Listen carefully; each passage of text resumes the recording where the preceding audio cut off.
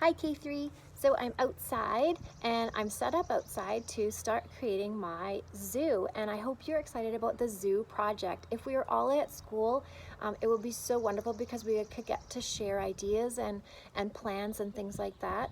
But you'll have to get your mom or your dad to help you and just talk together with your family, and that probably will give you enough ideas. I also put in lots of different clips of ways to do things and suggestions to help you think like a zookeeper so that you can really make a great project.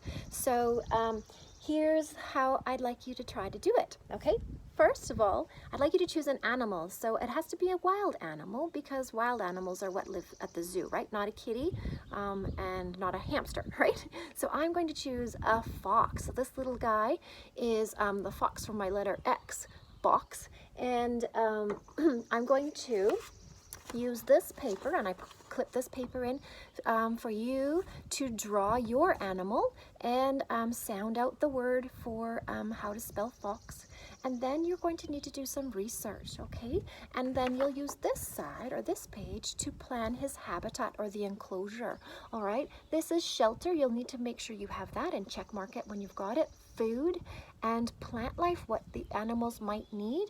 And I added water as well because of course we know all animals need water. So boys and girls, when you're doing this project, I'm checking to see that you have really thought about what animals need, and you know that they need these things, right? And we are the people, we are the zookeepers in this project, so that we are taking care of all these other things to make sure that the animal is healthy and happy, all right? So you need to do a little bit of research to check out what your animal specifically needs. So like my fox, would he need a tall tree? Does a fox go in a tree? No, so he maybe wouldn't need a tall tree. Would he need a nice little den that's a burrow? I bet he would. I think that's how they like to do their sleeping, and that's how they have their babies and where they put them to keep them safe. So those are the kinds of things that you need to keep in mind, okay? Those are the kind of questions you're gonna ask. What does my animal need, okay? Now, the way that I could suggest that you could build is just some stuff that I have at home. And I think building them at home, you'll probably have some cooler stuff than I would at school. So there's some boxes here. I got an Amazon box and a little shoe box. I also have a paper plate, and I think the paper plate might work the best. It's round, which is pretty cool. If you use a styrofoam one, then you can poke in little toothpicks and things like that that can help set you up a fence or those sorts of things, okay? And I've also got a collection of goodies here. I've got some Play-Doh, I've got some lids, one of them maybe could hold water, little cupcake wrapper that might make kind of something interesting for your pet to play with, or I mean for your animal to play with. The paper bag makes a great little fence you can attach, popsicle sticks and things like that. Sorry, hopefully you can see that. And you're going to need these kinds of things: some glue, scissors, markers, tape to stick everything together and to get it to stay, okay?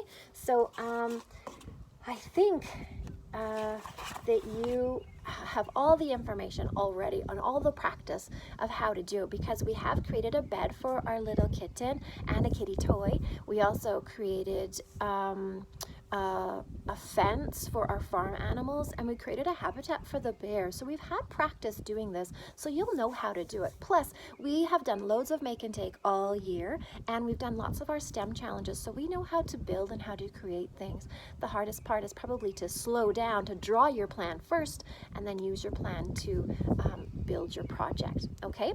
Now you can get your mom or dad to take a video of you explaining where your animal sleeps and where your animal gets your food, and where he gets his water from.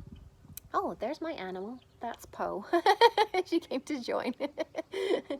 And so you can take a video and explain where everything is, and then if you could send me that video. If you don't feel like, if you feel too shy to talk on a video, don't worry. Get mom and dad to take a picture of you holding it, and I put a couple of examples in our Google Classroom that should help with that too. Okie dokie. So I hope you really enjoy pretending to be a zookeeper and really thinking how they have to think to provide a beautiful enclosure that's safe and healthy for whatever special animal you choose, okay? So that's it. I hope you have a good time. I love this project, and so I hope it's fun for you, and I hope it grows your brain quite a bit as well. Okay, I'll see you soon.